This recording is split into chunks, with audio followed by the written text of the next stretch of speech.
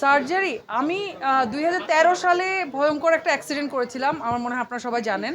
যে অ্যাক্সিডেন্টে আসলে আমার মুখের বাম পাশ পুরো থেতলে গিয়েছিল। আমার বাম হাত অনেক ইনজুর্ড হয়েছিল। আমার বাম হাতে স্টিলের প্লেট লাগানো আছে এখনো।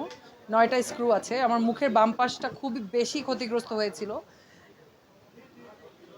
আমি তখনও সাহস করিনি আসলে সার্জারি করার মুখে।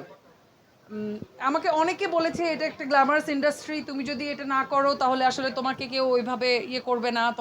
তুমি গ্ল্যামার নিয়ে কাজ করো, নিয়ে কাজ করো, মিডিয়াতে কাজ করো, ক্যামেরার সামনে কাজ করো, তোমার সার্জারি করে ফেলা উচিত।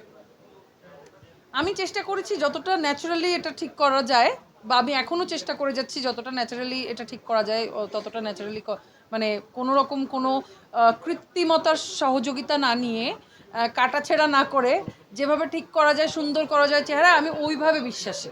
মানে সার্জারি করে একদিনের মধ্যে চেহারা সুন্দর না করে আমার মনে হয় আস্তে আস্তে অল্প অল্প করে প্রতিদিন যত্ন নিয়ে নিয়ে যদি সুন্দর করতে পারি, ওইটা আরও অনেক দিন বেশি দিন লাস্টিং করবে।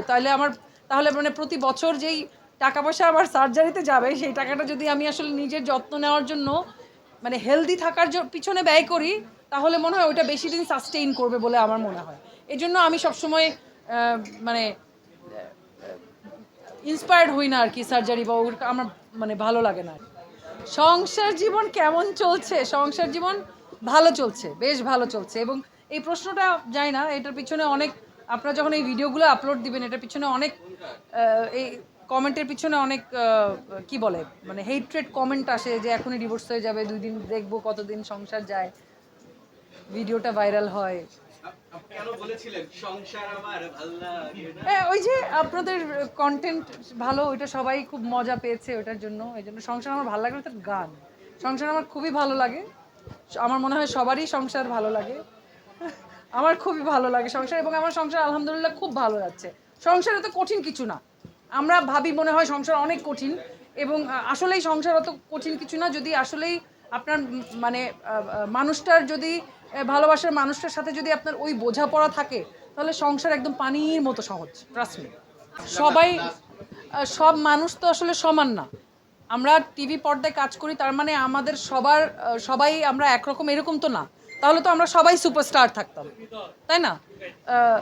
তো আসলে তো সেরকম না বিষয়টা। আমরা মানুষ হিসেবেও যেমন আলাদা, আমাদের মনস্তাত্ত্বিক জায়গাও আলাদা, আমাদের চিন্তা ভাবনার জায়গাও আলাদা, আমাদের চিন্তার জগৎ আলাদা, আমাদের ভাবনার জগৎ আলাদা। মানুষ হিসেবে আমরা সবাই আলাদা।